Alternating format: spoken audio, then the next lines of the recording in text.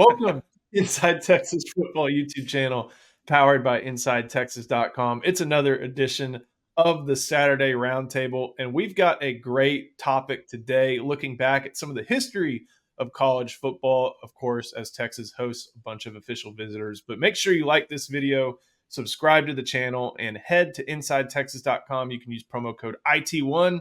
That'll get you 2 months of Inside Texas access for just $1. Justin, what do you think some of the more influential teams in college football history are? Because ESPN's Bill Connolly, who we all know for his great SP Plus statistics and some of the insight that provides, he's gotten a little bit more editorial at ESPN in the recent years, touched on what he believed are the 30 most influential college football teams. So when you think of, a handful of teams that made that list, who comes to mind? First team that came to mind was the 2001 Miami Hurricanes. I don't know if there's been a more collective group of talent on one field at one time in one program, and there's different markers for draft picks and All-American selections and things of that sort. But just that 2001 Miami team was just unfreaking believably talented and just did so many things in so many different ways. I don't know if that would be considered influential. I think in a sense it did from a recruiting standpoint, from like giving Miami this aura that they recaptured from the 80s. But that's the first thing, and I know where this is going, but that was my first thought was just how unbelievably, stacked they were. I think I believe it was 1990 Houston Cougars, run and shoot. Like, you're scoring 100 points. Guys, they scored 100 points in a game. Like, I'm shocked that hasn't happened since in our era, of regular D1 ball. That run and shoot was hell on the field, man. That pivoted off to a lot of other different offenses and different things of that sort. So those are the first two that kind of popped in my mind. So to that point, there was a Miami team. It's 1986 Miami, a Jimmy Johnson team, and I guess you could say that was. I can't remember who they lost to Vinny Testaverde and Penn State in the Orange Bowl. They did, but you think of that as the team that continued to push the ball, roll the ball downhill, and really get it going. And then that 2001 Miami team, that's the apex of Miami football with all that talent accumulated, just running over everybody. And to the run and shoot point, it's not Houston, but rather another team, Portland State, where that offense started. That is an influential team. So you're on the right track with those, Paul. When you think of some influential teams, and Connolly's list goes back to 1899. They talk about a Sewanee team that beat Texas A&M, Tulane, LSU, and Ole Miss in 6 days, in the course of 6 days, and had a dominant stretch, even against Cumberland, another power at the time. But when you think of most influential teams, what are some of the things, whether it be political or schematic or cultural, what are some teams that come to mind? Well, I'm not privy to Bill's list. I'm sure it's good. 1899 Sewanee would not have been on my list, so good pull there, I guess. Not sure that that's even recognizable as modern football or even primitive football, but I would think it's innovators either on offense or defense, and then also cultural change. The first integrated team, I don't actually know who that is, but I would assume the first integrated team altogether, and then also the first integrated team in the South, because obviously unleashing the black athlete changed sports, changed college football immeasurably. And of course, probably one of the great offensive innovations that we're familiar with as Texas fans, the Wishbone. That was the offense that was debuted in 1968, and it would go on and have real influence in college football for the next 2 decades. And several teams that adopted it won multiple national titles, and I have a feeling we're going to talk about that today. I'm not sure if Jack Trice at Iowa State was the first, but I think he may, in his unfortunate death, may have been one of the more influential moments in college football. And then, talking about, I'll count down to the top five. So number five, actually number six, because 6 and 5 are related. Number six is 1991 Iowa Wesleyan with head coach Hal Mumme starting the air raid. Number five, 2008 Texas Tech with the apex of the air raid then at that point. Number four, like mentioned, 86 Miami. Number three, 1925 Alabama. Number two, 1924 Notre Dame. And then, Paul, as you mentioned, number one is the 1968 Texas Longhorns. And the reason that Bill Connolly and ESPN chose that is because they debuted the Wishbone offense that combined the best aspects of the veer and some other option football from other formations into one. A Houston Chronicle sports writer called it something else. I think it was the chicken bone or something like that. But Royal said, you know what? And Emery Ballard, the offensive coordinator who helped bring it about, called it the Wishbone. And Paul, it became basically the engine of several notable powerhouses and non-powerhouses in college football for 2 decades. Yeah, I think they tried to dub it the pulley bone initially, that journalist, and then Ballard and Royal were like, nah, it's the Wishbone. So Emery Ballard is credited as the inventor of the Wishbone. There's a lot of people that mess with it. If you want to look back at it, the most common formation of its era was the split T. And the split T was just a straight T. It's like what it sounds like. It was a straight T in the backfield. You had a halfback, a fullback, and a halfback, and they lined up and they like all abreast each other. And then you had the quarterback taking the snap, and you'd call it the split T because sometimes you would take one of the halfbacks and split them out, or they'd operate as like a wing back. All these sorts of terms that we don't really use anymore, that I can still remember encountering in high school, that I think if a high school player encountered it now, they'd just be, just completely startled. I mean, Liberty Hill still runs the wing tee. Slot tee. It is false start. It is bewildering. It is bewildering for modern defensive players to try to deal with it because there's just no prep for it. So I'm sure the way that a circa 1962 team would feel if someone came out in the spread, they'd be like, what's happening? So yeah, the Wishbone, the main modification they made was they moved up the fullback, and then they introduced and integrated. It did not create the triple option. A lot of people say that. That's not correct. The triple option existed, but it wasn't quite as slick, and it wasn't a hallmark of the offense, meaning a true Wishbone offense with a triple option, there was no pre-call when you went up to the line of scrimmage. It was a strict read offense. So you're doing a fullback dive, the quarterback is reading whether someone crashes down, you leave someone unblocked, and then you're now going to option off of that unblocked defender. And now, often in the old Wishbone, particularly, it was just a power offense. You'd have power handoffs to the halfback with the fullback and the halfback lead blocking, but there were true triple option elements. And unlike like the veer, which was a triple option, often the veer would have a called read at the snap. Like you had a predetermined call, just as like some RPOs in modern college offense. It's actually not a read. The coach tells the quarterback, hey, you're going to fake this, but you're handing it off, or you're going to throw it. The handoff's just a fake. But then there are some RPOs that are true reads, right? And so you mentioned Hal Mumme and a lot of those coaches actually credit some of the concepts of the Wishbone, of the triple option, as being very influential for their interpretations of the spread. So yeah, I think Bill Connolly is absolutely correct here. It really depends on what offensive system you want to credit as the most influential. And the Wishbone had a run for 20 years, basically, and created 7 national championships. Bama had 3 running it. Texas had 2.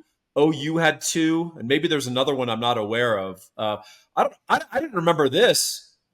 Michigan ran some Wishbone well into the late 80s. They didn't just run it, but you could find old Michigan tape of Jim Harbaugh I was about to lined say, up. Harbaugh was the quarterback then. You could find him lined up in the wishbone, running option, but also they break the bone and throw. And No kind of crazy how wonder it he persisted. stacks offensive linemen and tight ends. That's right. So to that point, there's even another game, and Justin, you can speak to this a little bit. And there's an aspect of it that always makes me laugh. 1984, when Bo Jackson comes to Darrell K. Royal Texas Memorial Stadium, Pat Dye and Auburn are running the wishbone, which speaks a little bit to how it spread. But Justin, there's something about the wishbone, I think, that we talk about all the teams that ran it and stuff like that, but how it got to that point is also unique in college football. We know, and you're familiar with the Briles system and how they, Art started that at whether it's Stephenville or perfected it at Baylor. That's a family secret. There's a story that I think it's worth telling at the time that when Kendall Briles left U of H, and this is your story, so correct me if I'm wrong. When Kendall Briles left U of H, he pulled the offensive files off the computer so that Major and company couldn't hang on to them and use them. The deep choice route, family secrets, basically. But Darrell Royal and Emory Bellard felt that as coaches and as in the coaching fraternity among football coaches, it was their responsibility to teach that system to others. And that, to me, and I'm curious what your thoughts on this are, that just is a wild, wild departure from the secretive nature of coaches, even in the clinic world, even in the YouTube world and film being everywhere. That's a huge departure when you have like basically state secrets to go ahead and tell others, including your rival like Barry Switzer and Emory Bellard going to Texas A&M to be head coach. Very different than what we know today. Well, I mean, look at the story of We Are Marshall. Look at Bobby Bowden when he was at West Virginia. Marshall had they were in as bad a problem. It had as bad an issue as anybody. Most of the team had passed away. He brought in the head coach for Marshall and basically gave him the playbook, gave him all the videos, told him to ask questions and they would answer that stuff. Back then, the sharing was so apparent, and it's so weird because it's completely different now, like a complete 180 on stuff like that. But no, with Art Briles, let me tell you something. He treated that offense like his bank account number.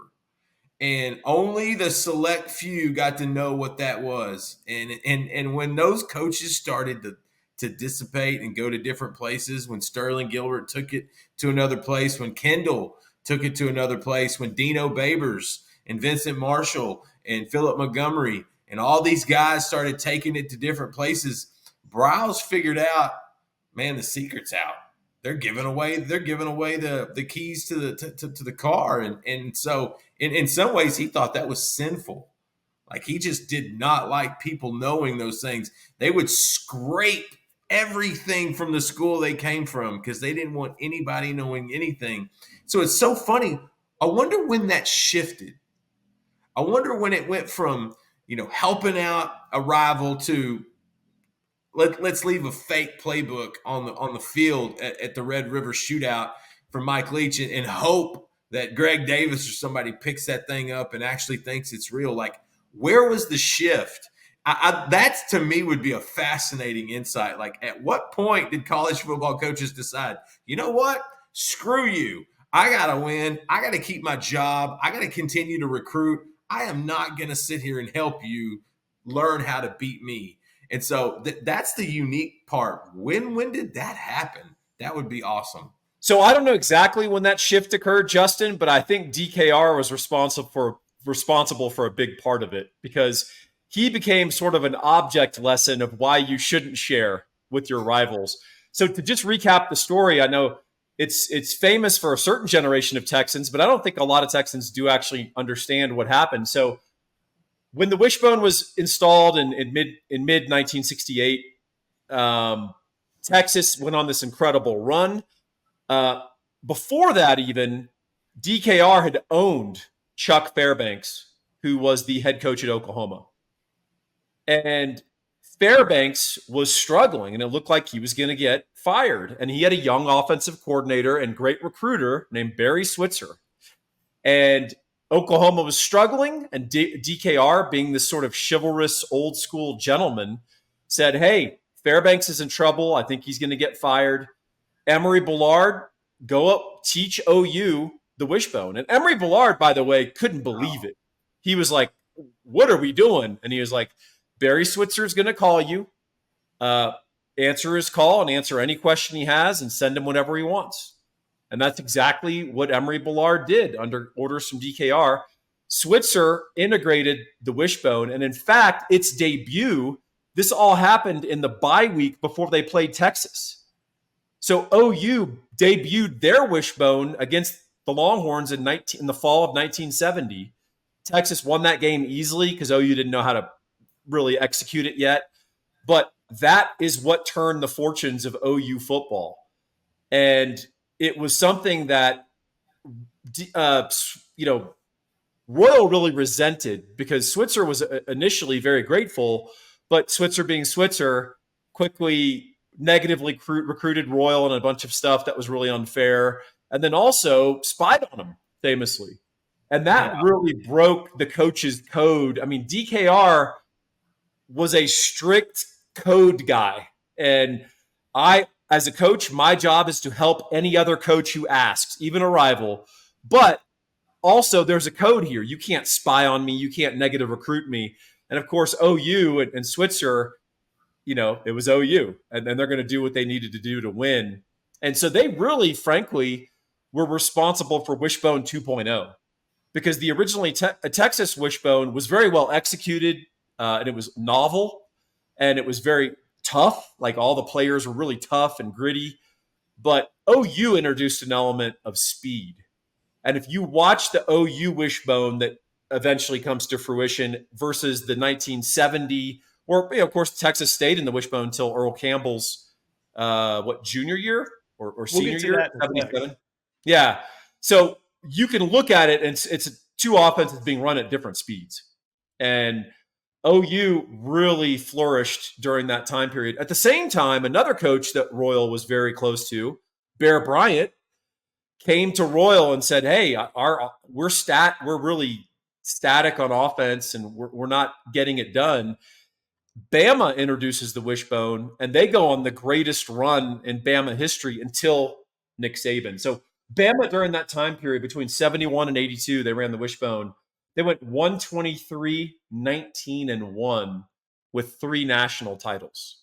So the wishbone was incredibly influential. And a lot of that came because, unlike the Bryles, Royal was a gentleman, for lack of a better term, and he felt that he should proliferate the offense if another coach asked him. And so I think, in a way, he became very influential, but also a cautionary tale. Here's something that you won't need a cautionary tale for, and that's making the right real estate choice. If you're in the Centex agent, you need to call Laura Baker. You can reach her at 512-784-0505. She is an award-winning member of the Andy Allen team of Keller Williams. She's really good at what she does. So whether you're buying or whether you're selling, this is one of the most important financial transactions for most of us, the most important financial transaction we'll make in our lives. Get a real estate agent who really knows their stuff, does a lot of deals, and isn't a part-timer. You don't go with the friend, don't go with the cousin, don't go with the lady that lives down the street that does a transaction a year. Go with someone who's a professional, high-volume, sophisticated agent. That's Laura Baker, 512-784-0505. So to bring this back to Texas, which is, of course, why we're talking about it, that 1968 team, the problem was we've got these good running backs, but we got to figure out a way to use them all at the same time. They figure that out. They get the guys on there. But then James Street and Bill Bradley, neither of them really grasp hold of the position because, Paul, you've talked about this on some podcasts about great quarterbacks and how James Street's stats may not really reflect his stature within the history of Texas football. But the reason that, Texas, the novelty factor helps him in 1968. But then it's James Street being able to get the snap, option to the full. Nope. Okay, pitch to the running back. It's his ability to excel in that role. Plus the fact that they had a really good running back, at least in '68, in Chris Gilbert, Steve Wooster, Ted Coy, all guys who got over 100 carries. You look to that second national championship season. You go to Jim Bertelsen, who was almost a Heisman winner, I think. Wooster, Coy, Street again. And then you go straight to 70 when Street had, I think, moved on. But you have, Eddie Phillips there, three guys with over 600 rushing yards, two with almost 900 in Bertelsen and Wooster. And the fact that this system, it started as a novelty, and then it became a well-oiled machine before others were able to grab it. And that's what boosted Texas to 2 national titles, 30 straight wins, national prominence until Ara Parsegian, with some help from a high school coach, supposedly finally taught them in the Cotton Bowl. But still, Texas was riding the success of the Wishbone after perfecting it in the 69 and 70 season. Yeah, they made 2 adjustments. So the original quarterback for the Wishbone was Bill Bradley, who was just this all-everything recruit in high school.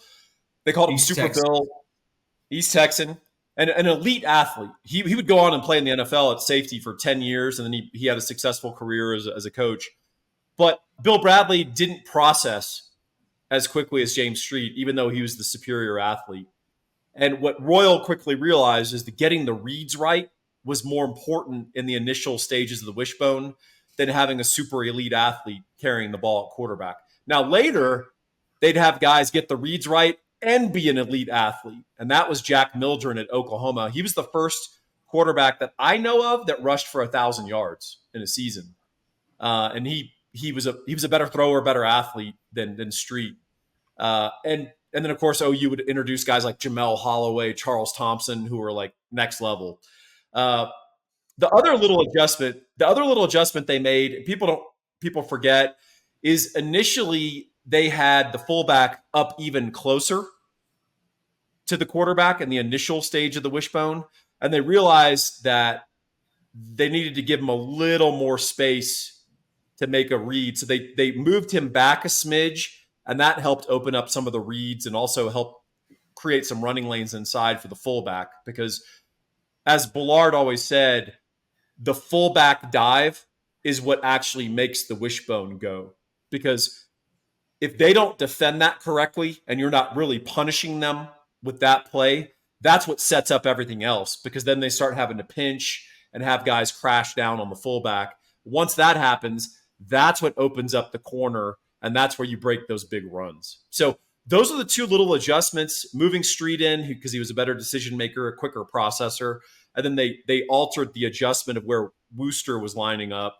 And then that sort of unlocked the Wishbone and it went on for 20 years of college football dominance. Justin, when thinking of, kind of narrowing our focus just to Texas Longhorns football, and you think of what the most influential Texas Longhorns teams are, what are maybe some that might be second or, second and third to this 1968 team? There's a couple I have in mind, and I think one even from the past 5 years could even fit in there. Dang, you put me on the spot.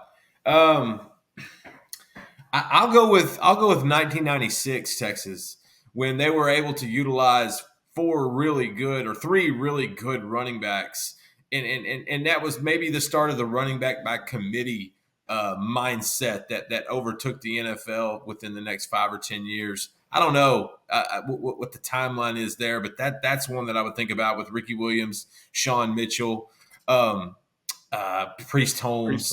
That thing, I think Wayne McGarrett, he was even a running back that they moved to wide receiver at Texas. And so he was in that as well. James Brown, he did his thing. I would pick out that team. It's hard not to pick the 2005 Longhorns, but I think that's just because they were just so much more talented. They had Vince Young, and then they had stars at a lot of other positions. So I'm not really sure how influential that was. Maybe when Vince's, when they went to zone read, that changed a lot of stuff. Yeah. And it was it was after that Missouri home game which I was at. And Vince was just having a horrible time. He actually caught a pass from Ramont's Taylor that was underthrown, but he just was not having a good game. Missouri was actually chipping away at it. They had to bring in Chance Mock to close that out. Cedric Benson was a good closer in the fourth quarter. I think he scored 2 touchdowns. But they had to reinvent Vince. And I think Texas Tech was the next game in Lubbock.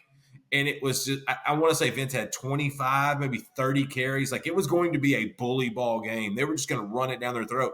But that's when they started incorporating Vince more with that zone read, which played in, that was 04, that played into 05. And then they kind of switched it up again with Colt. And they realized the zone read wasn't really his cup of tea. And so in 2008, they kind of opened it up with the spread and looked for mismatches with the receivers. I remember moving Jordan Shipley to tight end against Oklahoma in 2008 and thinking that was brilliant. That was, trying to find those. And so I bet Paul has a much, much better calculated answer, or maybe you do too, Joe, but those are the ones that pop up in my mind. I wanted to agree with your 2004 one, because when you think of the Mac Brown era, and even, I guess, going back to James Brown, you have James Brown, you have Major, Chris Sims, and then you have don't forget Richard Walton. I can't. Well, I did, yeah. And then you have Chance Mock, and different all pro style quarterbacks, different talents, but guys who are going to try to do their work from the pocket. And I think Greg Davis thought, okay, I'm going to continue to try to make Vince Young work from the pocket until finally, after that, what was it? It was 12. It wasn't 12-0. It was 14-3. That Oklahoma game. It's like, nope. What's the famous line? Let Vince be Vince. So that 2004 change is what set up the 2005 team. Of course, I like the Jordan Shipley one. Paul, the only other thing I can really think of that's from closer to modern times is last year's team.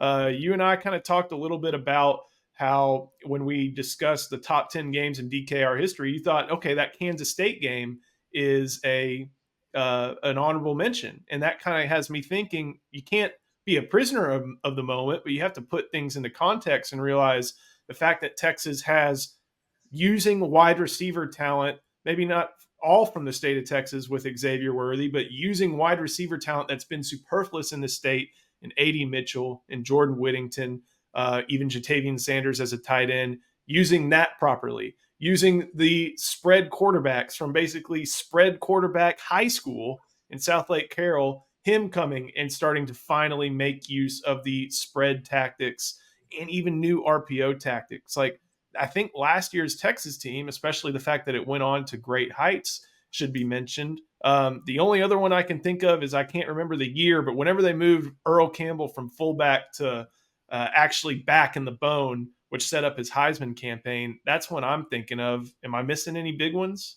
Well, so 77 is when they put Earl in the I formation instead of making him the fullback in the wishbone. And he took off. He excelled. That was the Heisman year, right? That was the Heisman. That's when Earl really added to his legend that was already pretty considerable. The VY game, he was shut out 12-0. The 14-3 game was Sims. Nate Jones dropped 2 touchdowns in that game. Yep. I would say a big influential game, maybe that flies under the radar. And I mean, I wouldn't even say it's a game, but it's more of like a development. John Makovic, whatever his faults, really did introduce the forward pass and some pro concepts to the University of Texas. Because even though Texas did throw the ball a little bit before Makovic, it wasn't very good. It wasn't very sophisticated. And then you could make the argument that 1999 with Major Applewhite was the first debut of really like the spread at Texas in a real way. And then you could say that was perfected in 2008 by Colt McCoy. But I think the introduction of the zone read and Vince Young was a huge development. We haven't had a lot of defensive developments, if you think about it. There's been some tweaks and some interesting philosophies and stuff. But, I'd say whatever year we went to a base nickel might be underrated, right? I mean, that just was a change in all of college football. Dwayne Akina and his influence as well. I mean, just kind of everyone went to a base nickel. I mean, you could even watch games from, 2005, Kelson's time. We're at a 4-3, like for a lot of the game. And, it's kind of funny that all shifted.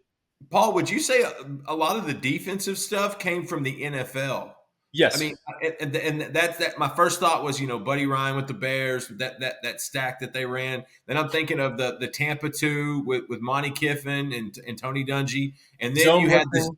the zone blitzing from Brian Billick and the Ravens in 2000. They took that to another level. So it always felt like in college, the offenses would evolve in college, whereas in defense, I kind of sense the NFL was a little bit more ahead of some of those Yeah, things. I've always argued, and people try to argue with me, and they're wrong. But there's been more innovation over the last 30 years in Texas high school offense than the NFL. In fact, Texas high school offense has trickled up to the NFL, right? Yes. Defensive innovation, almost exclusively NFL, and then it trickles down. So it's kind of interesting, but that's kind of how it's gone. But hey, I got a trivia question for y'all. Did the Wishbone did occur in the NFL. Would you guys like to tell me when that happened and who did it? I know this one because I'm reading it. So, Justin? I'm not going to know this one, but I'm just going to take a stab at it. I'm going to say Doug Flutie with the Chicago Bears in 1987. That's a good guess. Ooh, you got the year. Hey, so 1987, the NFL had a strike. Yes. And they had scabs and replacement players. Like a month. Bill Walsh, because he knew that everything was going to be disjointed and it's going to be like not coordinated because you have all this mix of players, he went and got a college wishbone quarterback, and the San Francisco 49ers ran the wishbone. And they won a bunch of games. And then when the players returned, the 49ers were well positioned for the playoffs. Whereas teams like the Philadelphia Eagles and Buddy Ryan said, I don't care. This is stupid. I ain't coaching these delivery drivers. And the Eagles lost all their scab games. And I think the Niners went undefeated and they ran the wishbone. So that was the debut and the only real occurrence of the wishbone. There's been some option football in the NFL, but it ain't been the wishbone. How about the Houston Oilers taking Jack Pardee and that run and shoot and incorporating it into Warren Moon and Curtis Duncan and Haywood Jeffries and Ernest Givens? Like, man, I don't know. I don't necessarily know if those were spread concepts, but man, that was passing at its finest before passing became so sexy. So speaking of, and I think that's a good thing to end things on, when looking through that top 30 most influential teams, a lot of the different innovations were on offense. It talks about, like I said, that Portland State team that started the run and shoot, Virginia Tech with Michael Vick, Lavelle Edwards, who, as we know, was head coach for Steve Sarkisian during his years in college. Chip Kelly at 2007 Oregon, Dutch Meyer, and basically throwing the ball more than anybody ever thought to throw the ball in the 1930s. Keep going down, you'll see, the 1993 Florida with Steve Spurrier, who helped bring the forward pass to the SEC. 2019 LSU, like we mentioned, 2008 Texas Tech. But the number one was a 1968 Longhorns, just for introducing the wishbone. And like we mentioned, it's a development that basically carried college football for 2 decades and brought some of the best teams in the sport to prominence. Gentlemen, thank y'all so much for a great Saturday roundtable. Make sure you like this video, subscribe to our channel. We'll be bringing it all weekend as we get more insight from Texas Official Visit Weekend and more June intel. If you want the inside intel immediately, head to Inside Texas, use the promo code IT1, get 2 months for just $1. And again, thank you to Laura Baker. Make sure if you are buying a home in the Central Texas area, 512-784-0505. Justin, Paul, thank you so much, and we'll see y'all next time on the Inside Texas Football YouTube channel, powered by InsideTexas.com.